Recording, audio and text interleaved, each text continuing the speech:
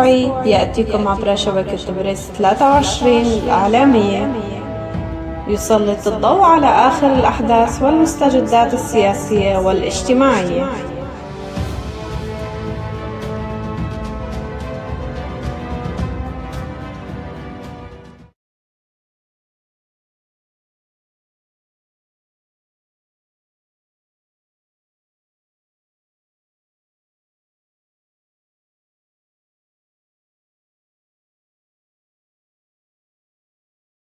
نافذة بريس 23 على مواقع التواصل الاجتماعي فيسبوك، تويتر، يوتيوب.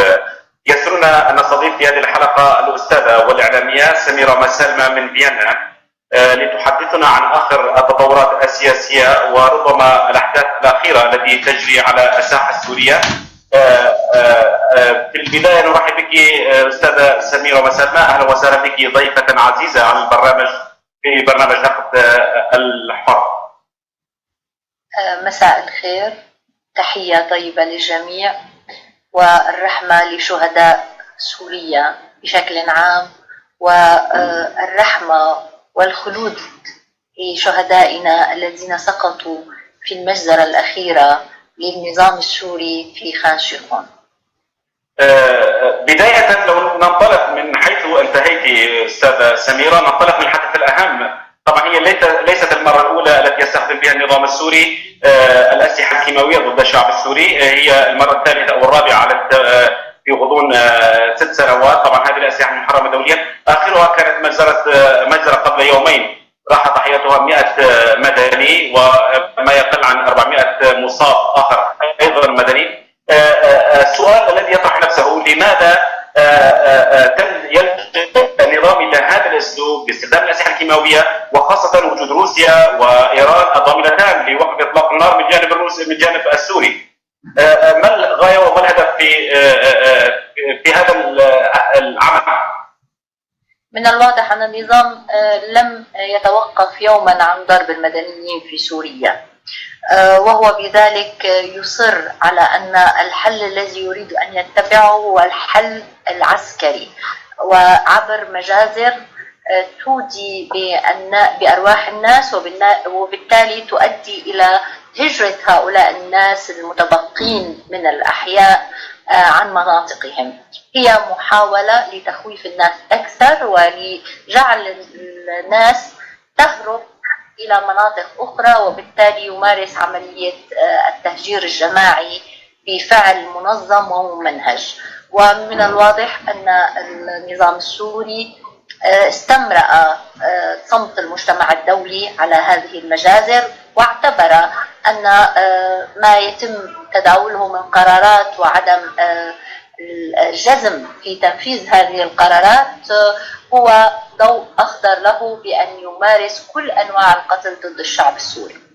أستاذة سميرة، لو أتطرق إلى الحديث قبل أسبوع، كان هناك تصريح من أحد المسؤولين الأمريكيين حول أن أولويات الولايات المتحدة الأمريكية لم تبقى إطاحة ببشار الأسد. هل يمكن أن نفهم من هذا التصريح بأنها رخصة للنظام السوري للقيام بمثل هذه الأفعال؟ نحن لا نأخذ بهذه التصريحات على أنها تعني أن الإدارة الأمريكية كانت بالأصل تريد الإطاحة بنظام بشار الأسد أو ببشار الأسد شخصيا، ثم يعني عدلت رأيها. على العكس من ذلك، نفس الشخصية الأمريكية التي صرحت بذلك قالت بأنهم يرغبون في أن يمثل بشار الأسد للعدالة، أن يمثل لمحكمة دولية عن الجرائم التي ارتكبها.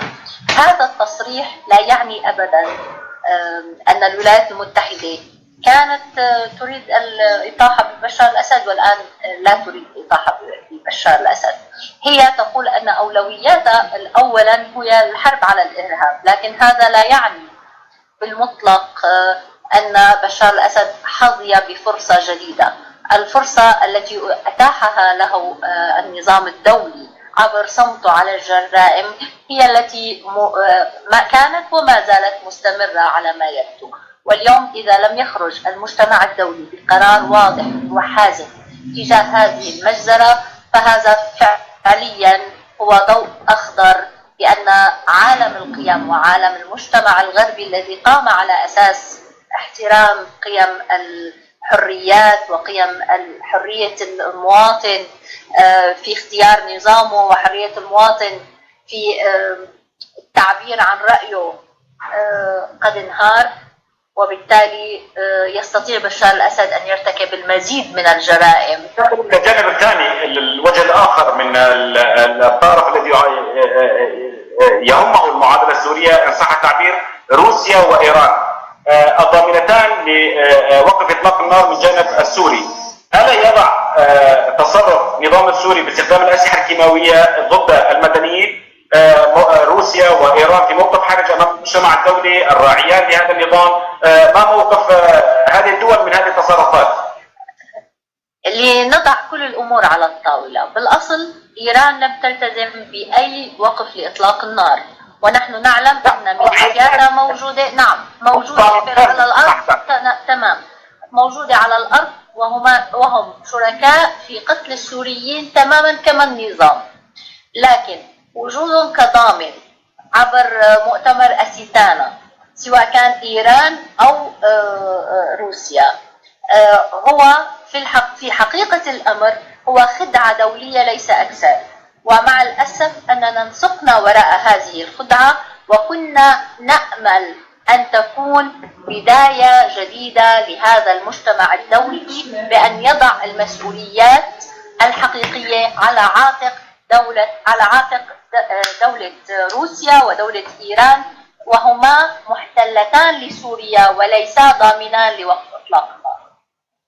في الجانب الآخر النظام أيضا يقوم بحملات تهجير بالنسبة للمناطق التي تسيطر عليها المعارضة، بالإضافة إلى الهجمة الشرسة التي يشنها في هذه الأثناء على الغوطة وأيضا على درعا وريف حلب وريف حماة عفوا. يعني أين وقف إطلاق النار وأين مسألة المفاوضات من هذه؟ يعني ما الفائدة من أو ما هو الجدوى من المفاوضات في جنيف في المقابل مجازر بحق الأهالي في سوريا؟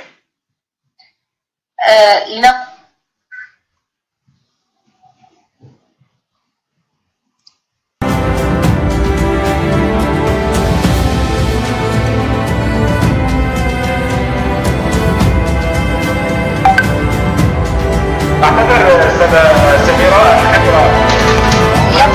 يبدو هناك مشكلة تقنية، أنا أعتذر منكم. سأعود إلى سؤالك حول المفاوضات والجدوى من المفاوضات وسط هذه المعارك المستمرة من قبل النظام ومن قبل قوات روسيا ومن قبل ميليشيات إيران. في الحقيقة لم يكن هناك وقف إطلاق نار بالشكل المطلوب، ولم يكن هناك التزام بأن روسيا وإيران هما ضامنان لهذا الاتفاق.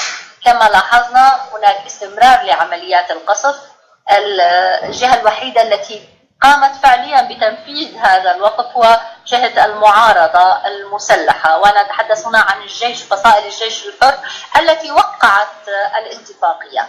لكن عندما تستمر قوات النظام ويستمر سواء كان طيران روسيا أو ميليشيات إيران بالقصف، فهذا يعني أن هناك انتهاء لعملية وقف إطلاق النار بشكلها التام. وقد توجت قوات النظام ذلك بالمجزرة الأخيرة في خان شيخون. ما فائدة التفاوض؟ لا فائدة للتفاوض. التفاوض هو مجرد صورة إعلامية، ونحن نعلم أن الأمور سارت بغير هذا الاتجاه.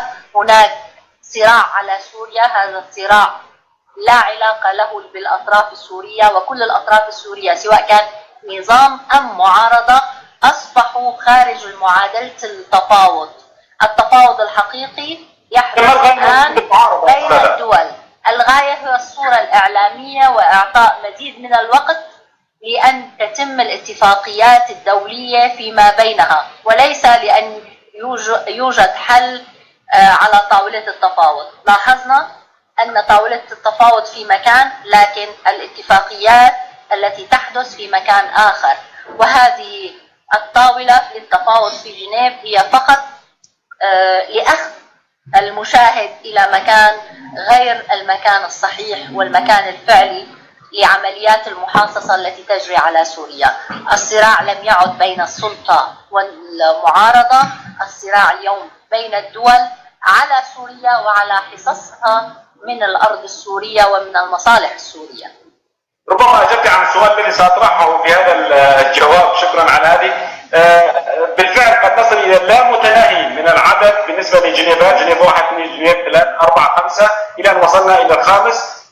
برأيك جنيف ماذا سيقدم للشارع السوري، للمدنيين، للمهجرين؟ هل هناك أمل أو بصيص من الأمل أو حلول بالنسبة تلوح في الأفق بالنسبة للشارع السوري؟ ما لم تكن أمريكا تحديدا الولايات المتحدة الأمريكية قد أخذت قرارها بإنهاء الصراع على سوريا، لن نجد من مفاوضات جنيف أي فائدة. هناك مضي على الوقت، هناك محاولات لتمرير بعض الأمور، لكن هذه المحاولات أرجو إعادة الكاميرا. سأتابع الحديث حتى لو فقد لبعض الوقت الصورة. معلش، أنا أريد التأكيد على هذا الأمر، أن التفاوض في جنيف لن يكون ذو جدوى إذا لم يكن هناك قرار من الولايات المتحدة الأمريكية بإنهاء الصراع. كما لاحظنا كل ما حدث في أستانا أو في جنيف في غياب الولايات المتحدة الأمريكية والإدارة الأمريكية كان عبارة عن مضي على الوقت، وأمريكا قالت كلمتها أخيرا عندما عادت للتواجد ضمن القضية السورية، ضمن الصراع السوري على الأرض، من خلال وجود قواتها وأيضا من خلال تصريحاتها الأخيرة التي تتحدث عن تحرك ما، هذا التحرك قد يكون خارج إطار مجلس الأمن. إذن المعلم الحقيقي وصاحب القرار الأخير في كل هذه القضية هو الإدارة الأمريكية، ولمصلحة جوار سوريا وتحديدا دولة إسرائيل وأمن دولة إسرائيل كما تراها الولايات المتحدة الأمريكية، ثم لاحقا تقاسم المصالح. اليوم من مصلحة أمريكا كل هذا الصراع الذي يجري على الأرض، فهي التي دفعت كل الأطراف لتكون متورطة داخل الأرض السورية، وأيضا لتكون في مواجهة بعضها بعضا داخل سوريا. أريد هنا أن أتطرق إلى مسألة مجزرة خان شيخون، وأيضا ما يدور في أربقة مجلس الأمن، وخاصة أن فرنسا وبريطانيا وأمريكا قد طرحتا مشروع قرار يدين النظام السوري وأيضا بمحاسبة النظام السوري على هذه الأفعال. طبعا ربما تكون المسألة مسألة إعلام فقط لا أكثر، ولكن ربما اختلف بعض الشيء كون وزراء هذه الدول قد أبلغت سفراء الصين حسب التسريبات الإعلامية، أبلغت سفراء الصين والروس في حال تم استخدام الفيتو الروسي أو الصيني ضد هذا المشروع ربما يرجعون إلى العمل خارج إطار مجلس الأمن. هل سنلاحظ تغيرات في المواقف أم أن الأمور باتت مكشوفة أكثر من قبل؟ ربما يكون هناك تغييرات أيضا داخل المشروع الغربي المقدم، الغربي الأمريكي المقدم. روسيا لن تستطيع أن تتغاضى عن هذه المجزرة، على الأقل أمام الشعب الروسي الذي اليوم ينظر إليها على أنها دولة صاغرة. هناك خلل تقني قد نعود إليه بعد لحظات أعزائي المشاهدين. ننتظر أستاذة سميرة. أنا أسمع بشكل واضح. أتابع حديثي؟ نعم. روسيا لن تستطيع الاستمرار في حماية النظام السوري، لكن من مصلحة روسيا اليوم أن تورط النظام وأن تورط إيران، لأن هناك مصلحة حقيقية في إخراج ميليشيات إيران من سوريا، مصلحة لروسيا ومصلحة لدول الغرب ومصلحة لأمريكا ومصلحة لإسرائيل.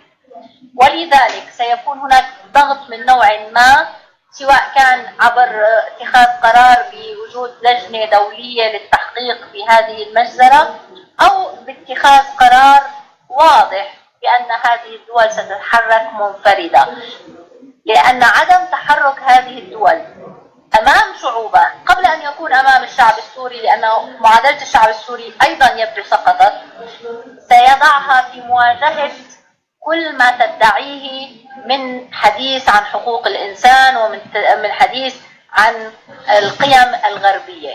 لا يمكن تجاوز هذه القضية. مجلس الأمن في هذه اللحظات ربما نشد تصويت على هذا القرار، ماذا تتوقع أستاذة سميرة؟ أتوقع أن يكون هناك قرار بإرسال لجنة تحقيق دولية إلى المنطقة، إلى خان شيخون، وأتوقع أن روسيا ستكون هذه المرة أقل شراسة في الدفاع عن النظام، لأنها ستتورط مع شعبها قبل أن تتورط مع الآخرين أيضا في تجريمها بهذه الجريمة الشنعاء.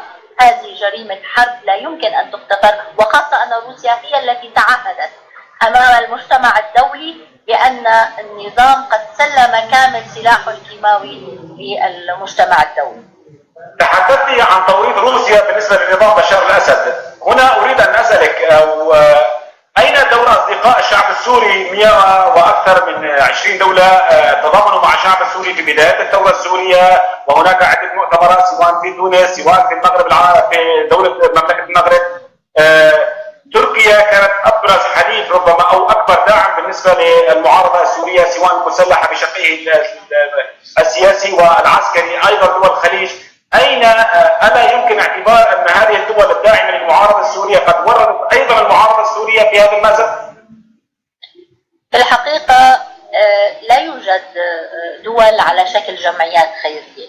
دعنا نقول أن هناك مصالح لهذه الدول سواء كان مع المعارضة أو كان مع النظام. إيماننا وتسليمنا بأن هذا المجتمع الغربي سيدافع عن قيمه، وبالتالي ارتكاننا لهذا الأمر وتسليمنا بأن الغرب لن يسمح لبشار الأسد ونظامه بارتكاب هذه المجازر قد ثبت خلال السنوات الماضية أنه رهان خاطئ وكاذب. وعلينا بالتالي أن نعيد حساباتنا. الصداقات الدولية لا تبنى على أساس المشاعر، تبنى على أساس المصالح، وبالتالي سقطت كل مقولات أن هناك من هو صديق للشعب السوري. الصديق الحقيقي هو صديق مصلحته، وبالتالي لم يكن هناك من يدفع بالثورة السورية بشكل حقيقي لانتصار قيمها. وأنا أتحدث عن الثورة التي تحدثت عن الحرية، عن الدولة الديمقراطية، عن دولة المواطنة، عن دولة المساواة، عن دولة حقوق كامل مكونات الشعب السوري، بعيدا عن الإقصاء وبعيدا عن حالة الإلغاء التي مارسها النظام. وبالتالي أين هو المشروع الوطني الذي واجهنا به مشروع النظام الاستبدادي؟ هذا ما يجب أن نسأل عنه اليوم. أن نعول على أن هناك أصدقاء للمعارضة السورية أو لثورة الشعب السوري، هذه الصداقات سقطت خلال 6 سنوات، وخلال سقوط أكثر من 1,000,000 شهيد وتهجير نحو 13 مليون سوري سواء داخل سوريا أو خارج سوريا، وكل هذه المآسي الإنسانية. اليوم الغرب مجبر بالوقوف مع الثورة السورية، ليس فقط لأن هناك مشاعر إنسانية أو قيم يجب أن يدافع عنها، هو مجبر لأن هذه المحرقة تطال كما تطال السوريين. سميرة، دعيني أن الفرصة باعتبار سؤال متعلق، السؤال الأخير فيما يخص الشأن العام السوري، لننتقل بعد ذلك الحديث عن الشأن الكردي، أهم القضايا التي تناولها الإعلام في الفترة الأخيرة، وحضرتك أيضا في عبر مقال في جريدة الحياة تناولت هذه القضية. السؤال الأخير فيما يخص الشأن العام السوري، تركيا لماذا كإعلامي أحس بأن تركيا باعت كل المعارضة آخرها؟ هذا طبعا شعور، يعني شعور وربما إقراء للواقع الذي هو ما يحدث على الأرض، تسليم حلب، تسليم عدة مناطق تابعة للمعارضة السورية. لماذا لجأت تركيا إلى هذه المسألة؟ مسألة السكون هي في بداية الثورة السورية لن تسمح بحماة ثانية، الآن نسمع في كل منطقة حماة ثانية وثالثة دون أن تحرك ساكن. لماذا تتصرف تركيا بهذه المسألة؟ أيضا تركيا، اسمح، تركيا ليست جمعية خيرية. تركيا أيضا تبحث عن مصالحها، وكان على المعارضة وكان على المعارضة أن تبحث بشكل مستقل ووطني مع تركيا على مصالح مشتركة. تركيا تبحث عن أمنها القومي، وتبحث عن مصالحها الاقتصادية، وعن انفتاحها على الغرب، وعن أشياء كثيرة تخص الواقع التركي، وهذا أمر لا نستطيع أن ننكره عليها.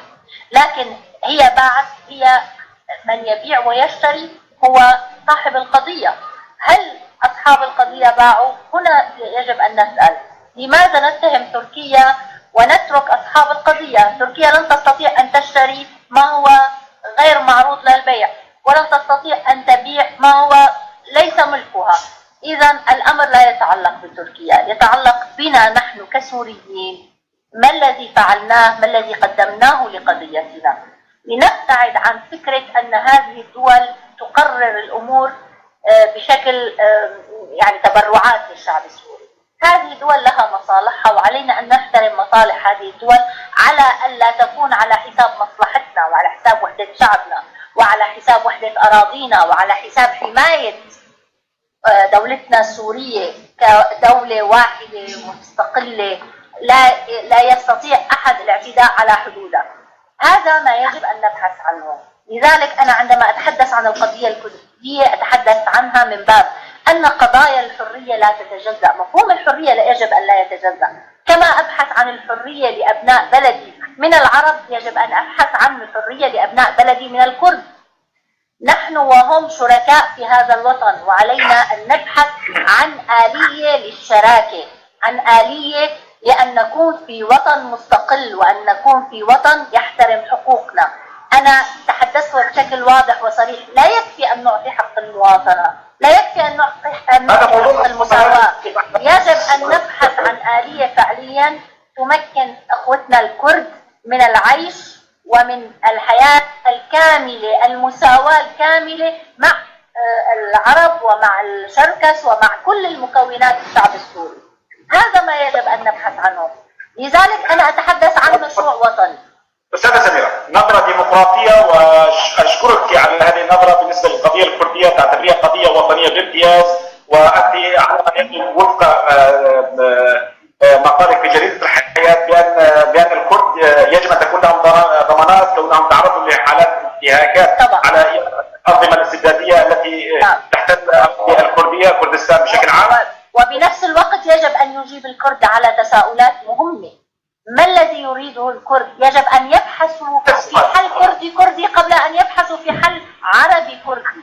أنا من أخوتنا الأكراد جميعا أن يجلسوا إلى طاولة مفاوضات مع بعض الأصحاب. المجلس الوطني الكردي هو جزء من الائتلاف الوطني لقوى الثورة والمعارضة.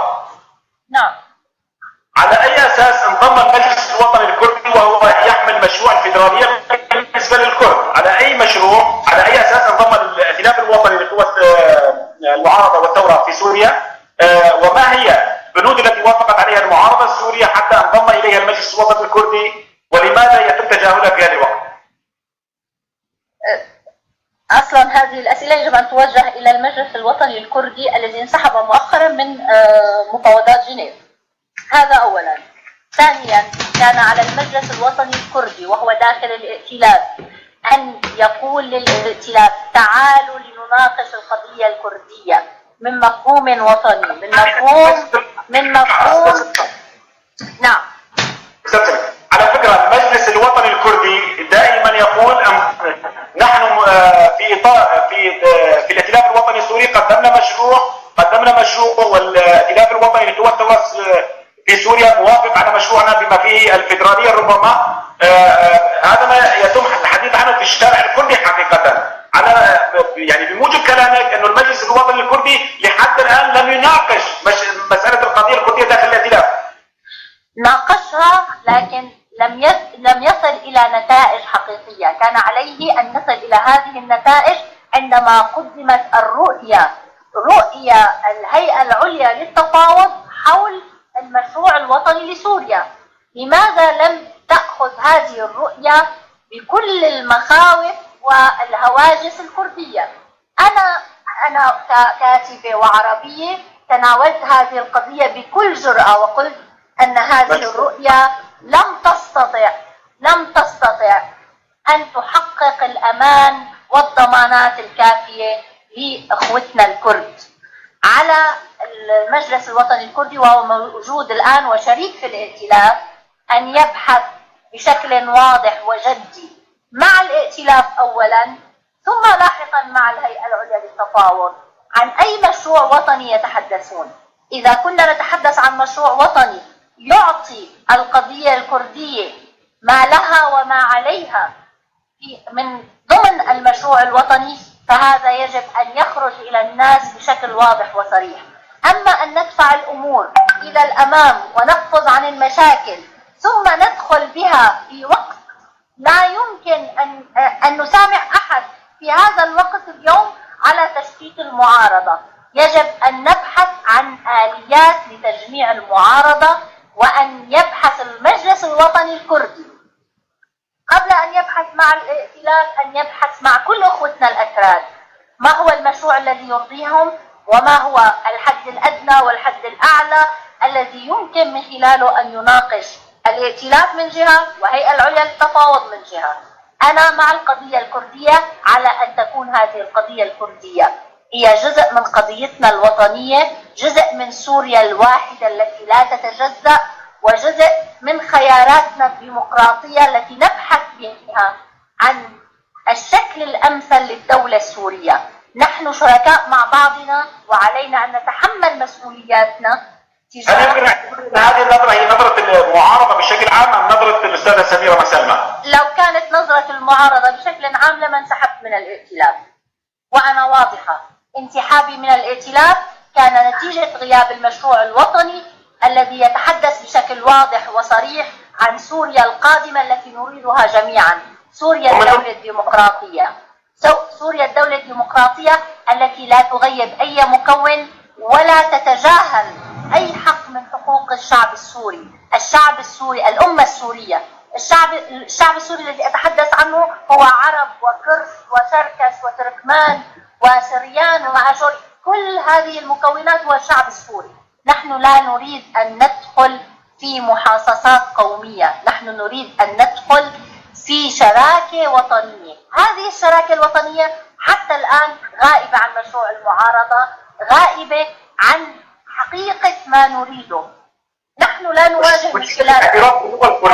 مشكلة الاعتراف بالقضية الكردية كقضية وطنية، هل المشكلة هي لدى المجلس الوطني الكردي وعدم قدرتهم على إقناع شركائهم في المجلس في الائتلاف الوطني وبالتالي القوى المعارضة، أم هي نابعة من تفكير المعارضة، أعتذر عن هذا التوصيف، ربما تفكير القومي إلى حد ما، أو الفكر القومي الذي يسيطر على أغلبية شخصيات المعارضة؟ هم لحد الآن المعارضة لا تستطيع أن تستغني عن كلمة العربية في الجمهورية العربية السورية، رغم أن هناك العديد من الدول لا يوجد في اسمها جمهورية أو اسم العربي، يعني وجود الاسم ربما يسبب إشكالية لدى الكل. هذا يحتاج فعليا إلى نقاش. لماذا لم يكن على الائتلاف وعلى المجلس الوطني الكردي داخله وعلى كل قوى المعارضة أن تجلس إلى طاولة مفاوضات فيما بينها؟ هذا ما دعيت له أنا سابقا. تعالوا لنجلس مع بعضنا بعضا لنتحدث عن المشروع الوطني قبل أن نذهب إلى الطرف الآخر. نحن ذهبنا إلى الحوار وإلى التفاوض مع طرف آخر يرفض وجودنا ويرفض قضيتنا بشكل عام، يرفض قضية الحرية في سوريا بشكل عام، لنجلس معه ونحن لا نملك هذا المشروع. أنا مع أن نجلس أن ندعو إلى مؤتمر وطني عام لكل أطياف المعارضة من كل القوميات ومن كل المذاهب ومن كل الطوائف، لكن قبلها أنا أدعو المجلس الوطني الكردي أن يدعو إلى مؤتمر كردي وأن يجلس مع أخوتنا الأكراد وأن يتباحثوا في القضية الكردية، أن ينهوا هذا الخلاف الكردي، وأن يعطوا الأمان أيضا للدول المجاورة بأن ليس هناك اختراق لأمنها. أنت تعلم أن تتحدثين عن ضمانات، ما هي الوسيلة التي يمتلكها الكرد ليمنح الدول الجوار ضمانات؟ الخطاب الإعلامي أولا من جهة، وحدة الأكراد على المشروع الوطني داخل المشروع الوطني السوري العام الكبير.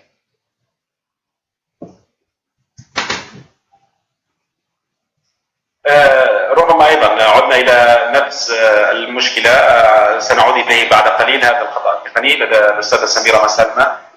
مشاهدي النقد الحر، ما زلنا نتابع هذا اللقاء مع الاعلاميه والكاتبه سميره مسلمه التي انضمت لكيان الدين فيينا. ننتظر عودتها بعد لحظات. نعم تفضل. انا اسفه، الخطا التقني ليس من يبدو من النت. تفضل.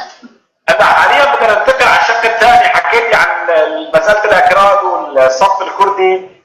ما هي مشكلة المعارضة السورية مع حزب الاتحاد الديمقراطي ومع مشروعهم الذي طرحتموه، علما على فكرة ربما هذه المعلومة تكون غائبة عن لدى شخصيات المعارضة، أن أغلب الشارع الكردي ينتقد الإدارة الذاتية المعلنة من قبل بعض الأحزاب وأيضا على رأسهم حزب الاتحاد الديمقراطي انه مشروع يفتقد الى الصبغه القوميه الكرديه، يعني هو مشروع وطني. لماذا هذا الخلاف مع حزب الاتحاد الديمقراطي؟ اولا لانه طرح صيغه للدوله منفرده، لا يمكنك ان تطرح صيغه لشكل دوله دون توافق وطني. هذا اهم خلاف مع الحزب الديمقراطي.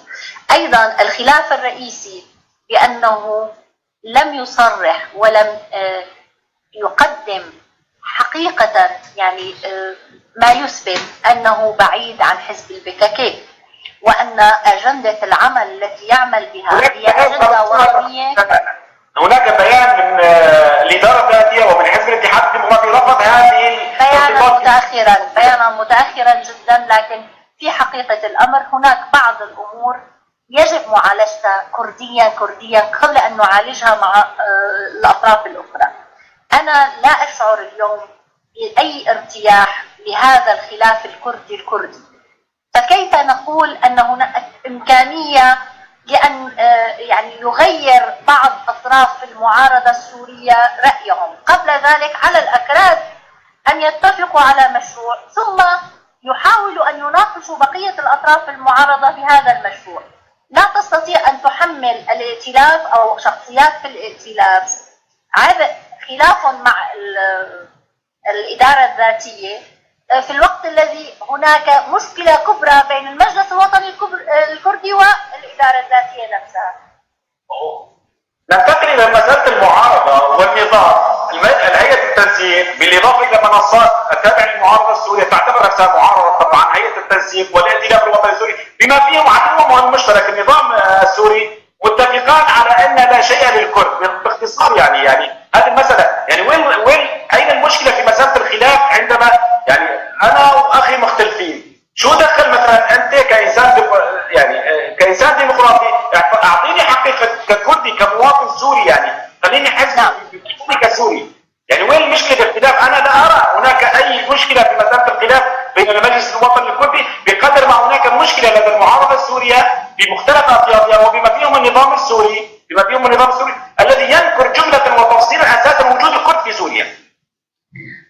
طبعا إنكار وجود الكرد بالنسبة للنظام كإنكاره من وجود ثورة في سوريا. هذا أمر معروف بأن النظام سينكر أي قضية يعني هي خطر على وجوده كنظام. لكن أنا لست ناطقة باسم المعارضة السورية، أنا ككاتبة أحلل القضايا التي أكتب بها، منها القضايا التي تتعلق بالشأن السوري مباشرة. أنا أعتبر أن القضية الكردية هي جزء من قضيتنا الوطنية الكبرى، وبالتالي العمل على حلها هو جزء من حل القضية، وما لم نعمل على حل هذا الإشكال لن نستطيع الوصول إلى حل القضية الكبرى هي قضية سوريا الحرة. على ذلك أنا أستطيع أن أتحدث عن عدم حل القضية الكردية في إطار وطني. ما هي نتائجها على الشعب السوري مستقبلا برأيك؟ مع الأسف تأجيل مزيد من الصراعات إلى الأمام. نحن نريد أن نعيش في بلد مستقر وآمن، نعيش كمكونات سورية مع بعضنا البعض في دولة واحدة، نختار شكل الدولة مع بعضنا البعض، لا يفرض أي طرف على الآخر ما هو شكل الدولة. نذهب إلى آلية ديمقراطية لاختيار شكل الدولة، ولما يحقق ضمانة الحقوق القومية للأكراد.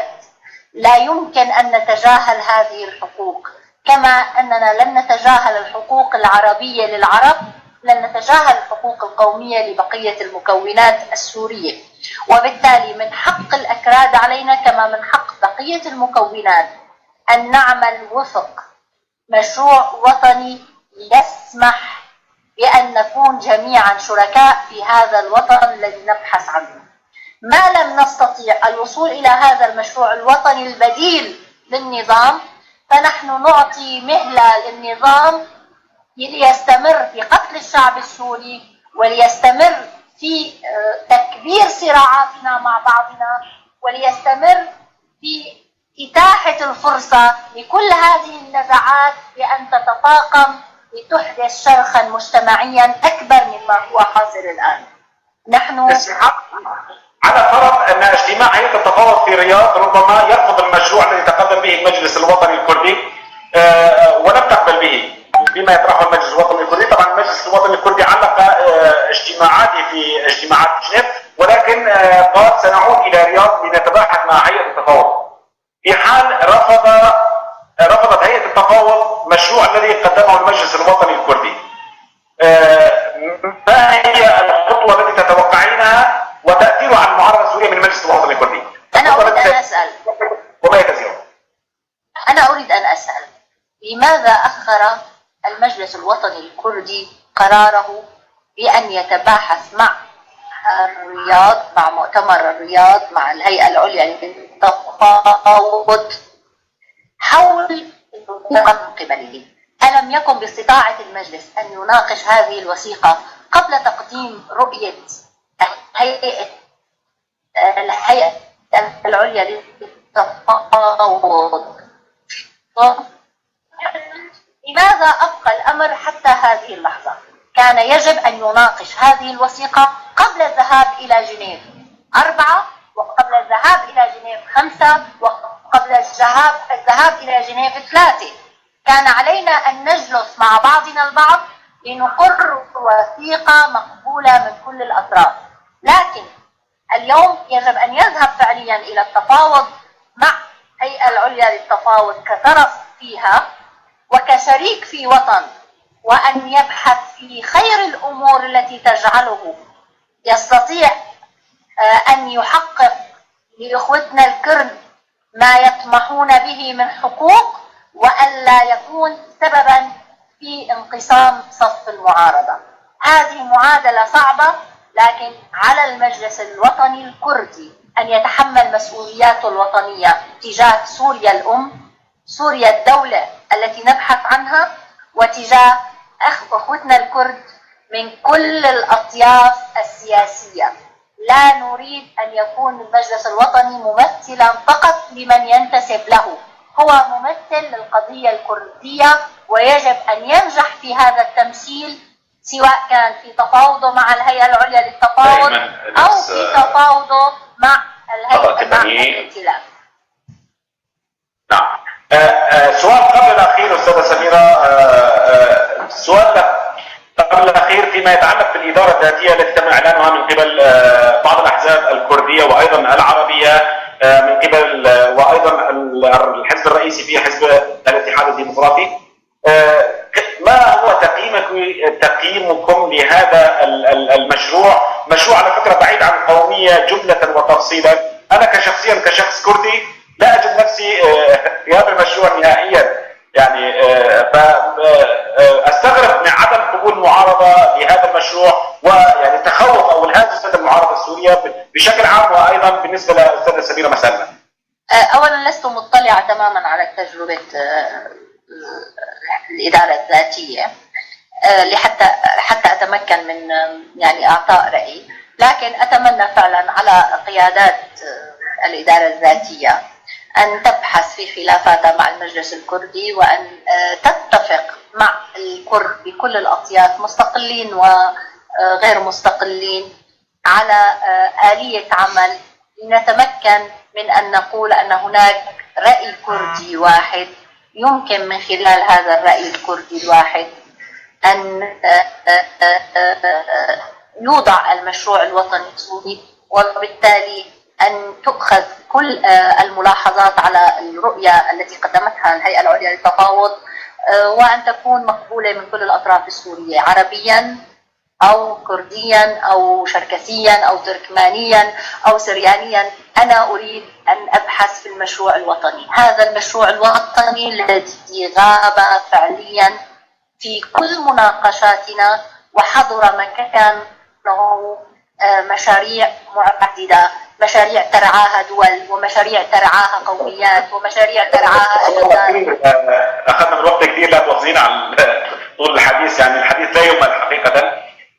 سؤال الأخير، الكاتبة والإعلامية سميرة مسلمة، سوريا بعد تهجير أكثر من 11 مليون مواطن سوري في الداخل وفي الخارج، بعد استشهاد مئات الآلاف من المدنيين، بعد تدمير المدن بشكل رهيب على يد براميل المتفجرة لأول مرة تستخدم في العالم، بعد 6 سنوات من تشتت المعارضة، من دخول أطراف إلى داخل النزاع السوري، كيف ترى مستقبل سوري ومتى سيكون هناك حل؟ سوريا الحرة قادمة، علينا أن لا نيأس. كل ما هناك تصفيات دولية فيما بينها، ثم علينا أن نبادر جميعا كسوريين الهمة لأن يكون لنا رأي في سوريا القادمة.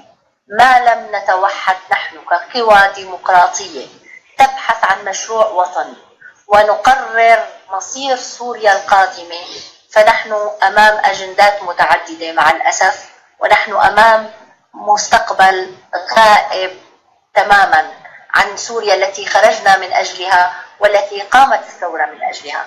كل ما أريد أن أقوله، علينا أن نبحث عن المشتركات لنعززها، أن نحاول حل خلافاتنا فيما بيننا كقوى معارضة، وأن نتفق على مشروع وطني يسمح لكل السوريين، وأنا لا أتحدث فقط عن قوى المعارضة، أتحدث أيضا عن السوريين الموجودين داخل النظام، عن السوريين الموجودين داخل سوريا. هؤلاء يجب أن يبحثوا معنا أيضا عن مشروع وطني.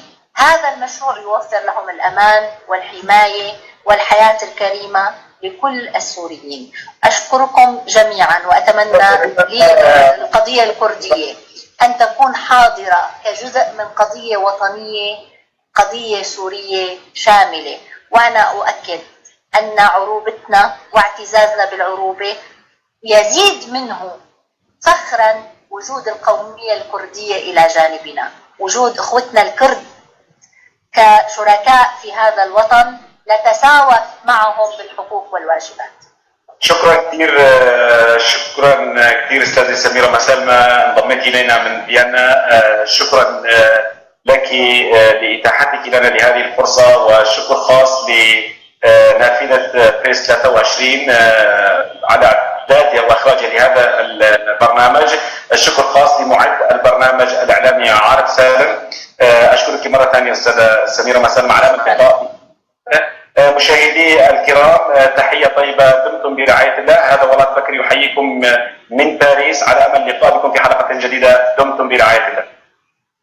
شكرا.